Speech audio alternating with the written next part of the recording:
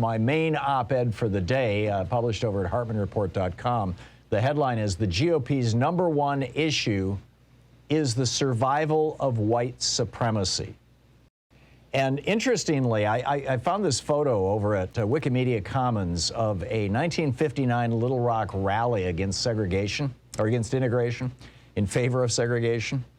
And all these white people in front of the state capitol holding signs that say, "Race mixing is communist. Stop the race mixing. Race mixing is communism."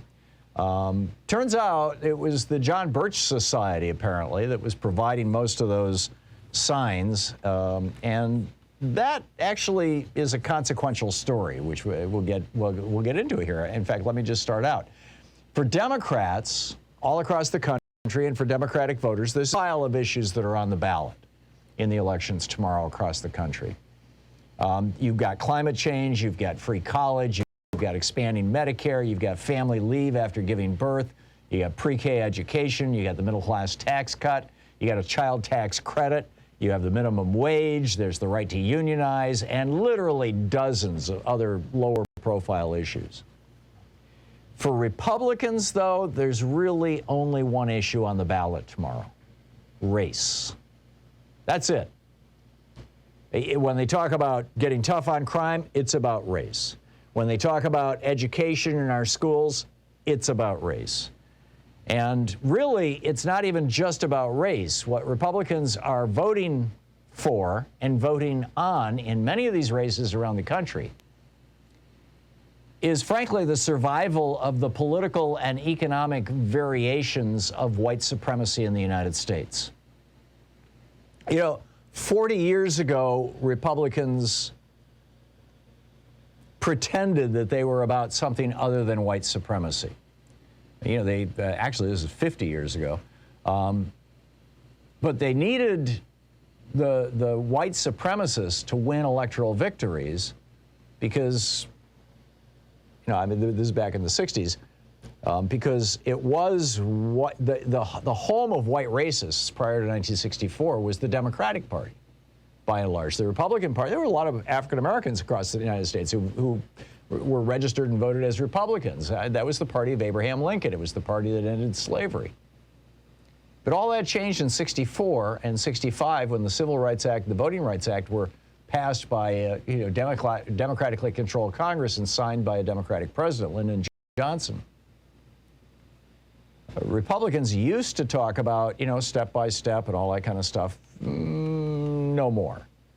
Dwight Eisenhower, for example, calling, you know, he says, "This is what I mean by my constant," this is a letter to his brother Edgar, "my constant insistence upon moderation in government." See, this is how Republicans used to talk like 60 years ago. He says, "Should any political party attempt to abolish Social Security, unemployment insurance, and eliminate labor laws and farm programs, you would not hear of that party again in our political history." Well, we're there. He goes on to say, "There's a tiny splinter group, of course, that believes you can do these things. Among them are H.L. Hunt, a few other Texas oil millionaires, and an occasional politician or businessman from other areas. Their number is negligible, and they are stupid," wrote Dwight Eisenhower to his brother. This was in response to his brother Edgar sending him a letter saying, basically, Social Security is the opening door to communism. Keep in mind, this was 1954.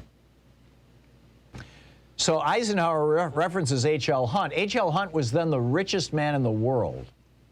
He was a Texas oil man, and he was a major supporter of the white supremacist John Birch Society, which supplied, presumably supplied those signs for that 1959 protest, where the signs said race mixing is communism.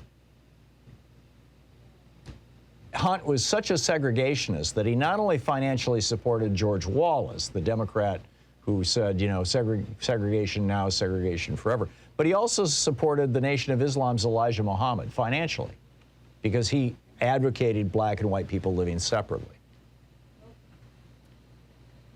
All that changed when Richard Nixon came in and said, no, we're going to invite these folks in. But before I get to that, well, actually, that was it. In 1970, during the Nixon presidency, Richard Nixon had been president for 2 years, And James Boyd wrote a commentary for the New York Times titled Nixon's Southern Strategy. This is back in 1970.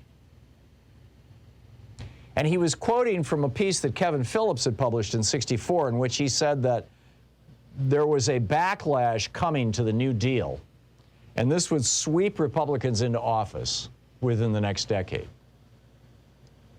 Now we're in 1970, and James Boyd writes this piece in the New York Times, and Phillips had said, Thomas Jefferson was in favor of small government, so are Republicans, and America will return to that wisdom, words to that effect. So James Boyd writes this piece. He says, but the analogy is not with Jefferson. It's with Hitler. The elements are all there. Deep-rooted social cleavage, insoluble problems, rhetoric which attempts to legitimize and encourage hate. Keep in mind, this was 1970. He was referring to the Republican Party.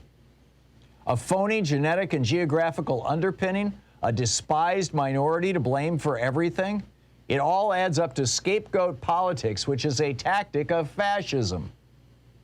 The new gains of the Republican Party are based, keep in mind, he wrote this in 1970, acknowledging Richard Nixon's Southern strategy. This is when the party turned.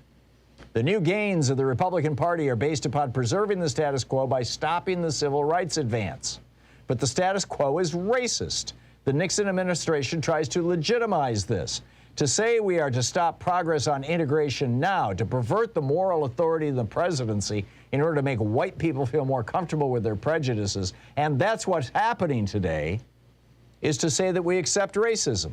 And to build a political majority based on racism is taking a long step toward fascism, wrote Richard Boyd in the New York Times in 1970.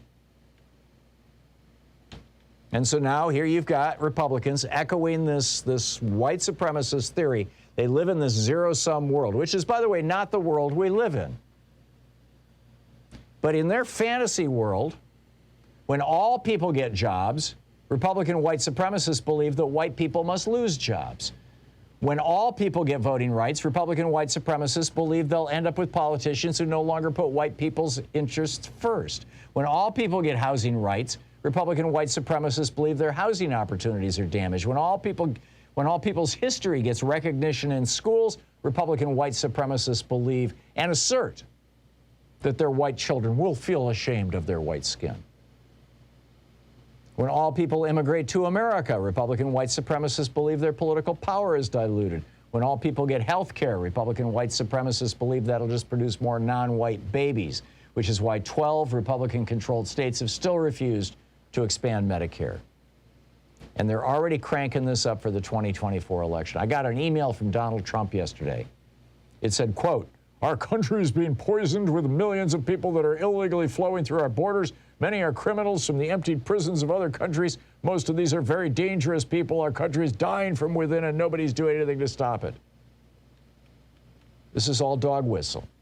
This is all, oh my God, the brown people are coming. By the way, one of the other big lies that Trump promotes is that our southern border is open. It's not. Meanwhile, the white supremacist media is all over critical race theory, CRT, which is a course taught in law schools. It has never been taught in any public school in America, but that's not stopping Glenn Youngkin in Virginia from lying about it in his fight against Terry McAuliffe. He's running an ad right now, his TV ad that says, newly unearthed documents, proof that the McAuliffe administration actively pushed K through 12 students to be taught critical race theory. The ad claims McAuliffe's actual 2015 training for teachers. But the document that they're pointing to has nothing to do with critical race theory. It was a presentation back in September 2015 about disciplinary practices in Virginia schools. The Washington Post ran an article last week. The headline, Youngkin is using the critical race theory boogeyman to rile up the Trumpian base. Trumpian base is another way of saying white supremacists. Why don't the media start calling these people white supremacists? Why are they not just openly saying the Republican Party is using white supremacy as their principal organizing principle right now, as their main organizing principle? 19 Republican-controlled states have passed over 30 laws making it harder to vote, particularly in cities. Why? Well, guess where large minority populations hang out in cities.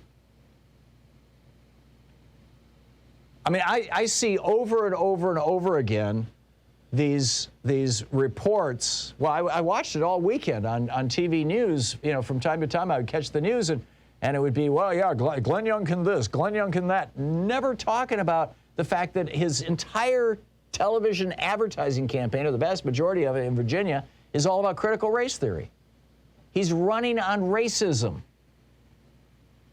So the question, are there enough white racists in Virginia to elect Glenn Youngkin? I guess we'll find out at the end of the day tomorrow. But, after 20 years of Republicans going after Muslims, now they're back to their core. They're back to a Richard Nixon Southern strategy. Oh, it's BLM, it's black people, it's refugees. And the bad guys, those are the anti-fascists. Celebrating people like Rittenhouse and promoting white supremacists like Glenn Youngkin. There is no country in the world or time in history when racism as a political strategy has ended well for a nation. The media has to stop and start calling this out. This is the Thom Hartmann Program. They need to stop ignoring this aspect of the Republican Party's sales pitch and just call it what it is. It's a white supremacy strategy. Will it work?